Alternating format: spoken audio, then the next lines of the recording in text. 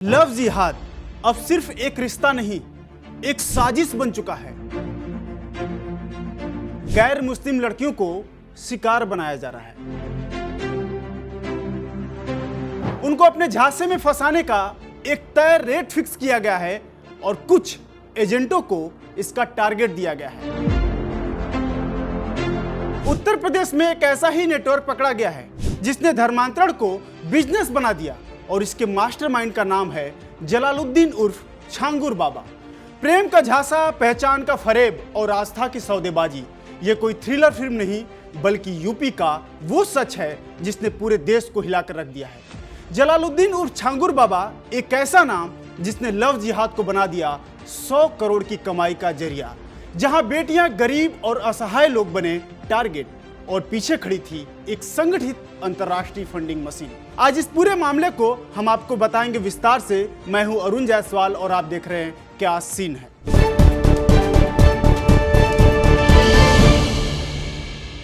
Love जिहाद से लेकर इस नफरती बिजनेस मॉडल का मास्टरमाइंड कौन है? जलालुद्दीन उर्फ छांगुर बाबा। दरअसल आज जो करोड़पति बना बैठा है वो पहले सड़कों पर घुमा करता था।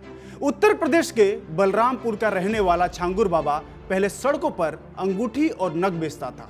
फिर धीरे धीरे मुंबई की हाजी अली दरगाह तक पहुंचा और वहीं से शुरू हुआ उसके पीर बाबा बनने का खेल। इसके बाद उसके राजनीतिक और आपराधिक नेटवर्क की नींव रखी गई। सियासत में दाव आजमाने के लिए 2015 में पंचायत चुनाव में उतरा और प्रधान बना और यहीं से उसका दबदबा बढ़ने लगा। गांव के कई लोग उससे जुड़ने लगे।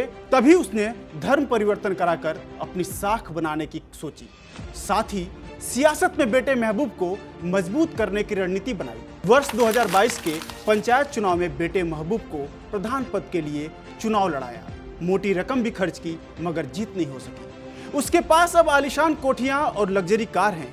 मधुपुर गांव की कोठी उसके नेटवर्क का मुख्य अड्डा था जहां से उसका पूरा नेटवर्क संचालित होता था। हाल ही में उत्तर प्रदेश के एटीएस ने छांगुर बाबा को अवैध धर्मांतरण के मामले में गिरफ्तार किया है। बाबा के खिलाफ आरोप है कि उसने जबरन या लालच देकर लोगों को इस्लाम धर्म कबूल करवाया और बाबा ने अपने साथियों की मदद से करीब 100 करोड़ रुपए, ये छोटा मोटा रकम नहीं है, ये कुल 100 करोड़ रुपए का रैकेट है जिसे खड़ा किया गया किसके द्वारा? छांगुर बाबा उर्फ जलालुद्दीन के द्वारा। और उसके संस्थानों के खातों में करोड़ों रुपए का लेन देन हुआ है।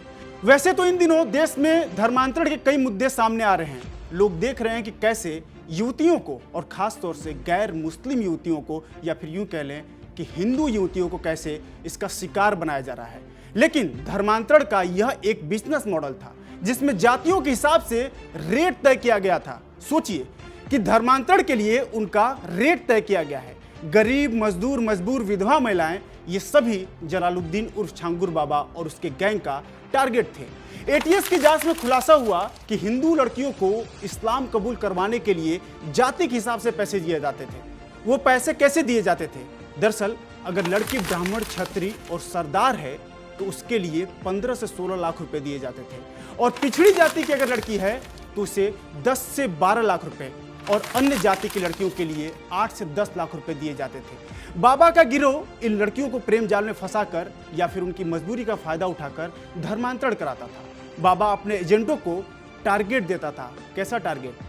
टारगेट देता था कि आप लड़कियों को फंसाइए और उसके हिसाब से उन्हें पैसे दिए जाते थे। मतलब कि अगर वो गैर मुस्लिम लड़कियों को अपने प्रेम जाल में फंसाते हैं और उनका धर्मांतरण कराते हैं तो बदले में उन्हें एक मोटी रकम दी जाती थी जो कि तय मानक के हिसाब से दिया जाता था कि वो 5 लाख होगा, 10 लाख होगा, 15 लाख होगा या फिर 20 लाख होगा।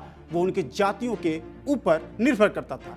वही जो गरीब और असहाय लोग हैं या वे जो उनके प्रेम जाल में आसानी से नहीं फंस सकते थे, उन्हें एक मोटी रकम देकर इस्लाम कबूल करने के लिए मजबूर किया जाता था। अगर कोई बात नहीं मानता था तो बाबा पुलिस थाने और कोर्ट के जरिए फर्जी मुकदमे दर्ज कराकर प्रताड़ित करता था।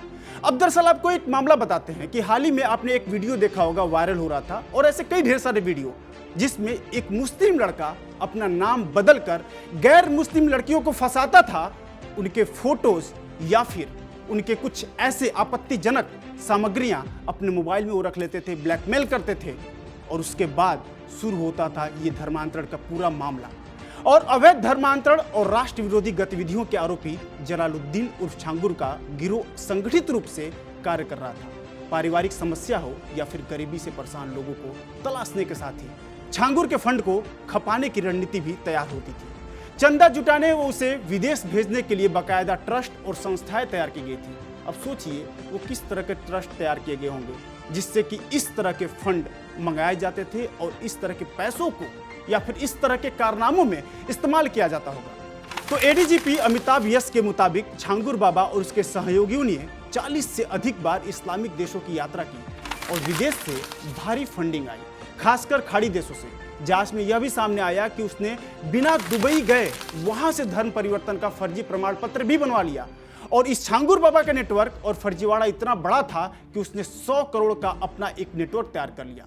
लेकिन ये 100 करोड़ का नेटवर्क बना कैसे, जो कि धर्मांतरण से जुड़ा हुआ है? तो एटीएस के अनुसार छांगुर बाबा और उसके ट्रस्टों से जुड़े बैंक खातों में 100 करोड़ से अधिक का लेन देन हुआ है। दरअसल बाबा ने कागजों पर ट्रस्ट और कंपनियां बनाई। उसके द्वारा बनाए गए कंपनियों और ट्रस्ट में कई नाम सामने आते हैं, जिसमें आसवी इंटरप्राइजेस और Aasvi charitable trust, Asifia Hasni Husaini collection और बाबा ताजुद्दीन आसवी बुटीक। इन संस्थाओं के कम से कम 8 से बैंक खाते खोले गए और इनमें से कुछ 6 लाख रुपए नेफ्ट से विदेश भेजे गए। जांच में यह भी सामने आया कि उसने पुणे, आजमगढ़, बलरामपुर सहित कई जगह संपत्तियां खरीदी और छांगुर ट्रस्ट के माध्यम से इस्लाम धर्म का प्रचार प्रसार भी कर रहा था।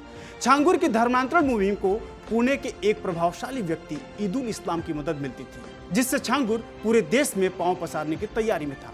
एटीएस की जांच के अनुसार छांगुर देश के कई प्रदेशों में जमीन खरीद कर अपना ठिकाना बना रहा था, जिसके लिए वह लगातार धन जुटा रहा था, चाहे वो फंडिंग से आए चाहे फिर जिस तरीके से भी। जांच में यह भी पता चला कि छांगुर के इस नेटवर्क में पत्रकार, रिश्तेदार और रसूखदार चेहरे शामिल थे। एटीएस और एसटीएफ के रडार पर उसके 14 सहयोगी हैं। इनमें कथित पत्रकार पैमन रिजवी, पिंकी हरिजन, सगीर, हजीरा शंकर जैसे नाम शामिल है। इन लोगों के बलरामपुर, औरैया, सिद्धार्थनगर और आजमगढ़ से तार जुड़े हुए हैं, जो कि सभी उत्तर प्रदेश में ही आते हैं। पुलिस कार्रवाई से बचने के लिए शातिर दिमाग जलालुद्दीन ने अपने ही करीबी मुंबई के एक रसूखदार दंपत्ति नवीन रोहरा और उसकी पत्नी नीतू का परिवार संग धर्मांतरण करवाया था। धर्मांतरण के बाद जलालुद्दीन उर्फ छांगुर बाबा ने उसे अपना नाम जलालुद्दीन दे दिया था। रोहरा दंपत्ति का जबरन धर्म परिवर्तन करने पर बाबा ने उन्हें अपना सबसे करीबी बना लिया और नवीन का नाम रखा जमालुद्दीन और नीतू का नाम रखा नसरी। लेकिन यहीं से मामला ये तूल पकड़ता है। दरअसल इस मामले में एक हैरान करने वाला खुलासा तब होता है जब नवीन रोहना और उसके परिवार का धर्म परिवर्तन दुबई से कराया गया, जबकि उनके पासपोर्ट रिकॉर्ड के मुताबिक वे उस दिन दुबई में थे ही नहीं। दरअसल दुबई में 16 नवंबर 2015 को अल फारक्यू कमर बिन खताब सेंटर में धर्मांतरण किया गया, जिसे दुबई सरकार के इस्लामिक अफेयर एवं चैरिटेबल एक्टिविटी डिपार्टमेंट से प्रमाणित किया गया। एटीएस को पासपोर्ट की जांच से पता चला कि नवीन, नीतू और उसके परिवार 16 नवंबर 2015 को दुबई में नहीं थे, जबकि रिकॉर्ड्स के मुताबिक और ऐसा कहा जा रहा है कि उनका धर्मांतरण दुबई में कराया गया। यह बेहद ही रसूखदार परिवार था। धर्मांतरण के बाद यह लोग बाबा के साथ उसके ही आवास मधुपुर उतरौला में रहने लगे। बाबा उन्हीं के लग्जरी वाहनों से चलने लगा और इस दंपत्ति के धर्मांतरण के बाद कुछ लोगों ने बाबा का विरोध शुरू किया और जब ये विरोध शुरू हुआ तो पूरा का पूरा ये मामला चर्चा में आ चुका था। फिलहाल छांगुर बाबा और इस तरह के अन्य मामलों के खुलासे के बाद यूपी सरकार और पुलिस एक्शन में आ चुकी है। अब यूपी सरकार का कहना है कि ऐसे मामलों में आरोपियों को बख्शा नहीं जाएगा। बाबा की मधुपुर गांव स्थित कोठी को 8 जेसीबी, 5 थानों की पुलिस और पीएससी की मौजूदगी में ध्वस्त कर दिया गया। नीतू उर्फ नसरीन के नाम से बने इस अवैध भवन पर कार्रवाई कर सरकार ने सख्त संदेश दिया है कि इस तरह के मामलों में कोई लापरवाही नहीं बरती जाएगी और ये मामला पूरे सख्ती से निपटा जाएगा। अब मामला मनी लॉन्ड्रिंग एक्ट के तहत ईडी के पास है। जांच में यह भी सामने आया कि बाबा का नेटवर्क राष्ट्र विरोधी गतिविधियों से भी जुड़ा हो सकता है। एटीएस ने साफ किया कि सभी आरोपियों की संपत्ति जब्त की जाएगी और उन पर कड़ी कार्रवाई की जाएगी। आपको बता दें कि उत्तर प्रदेश सरकार ने 2020 में विवाह के माध्यम से धर्मांतरण निषेध अध्यादेश पास किया।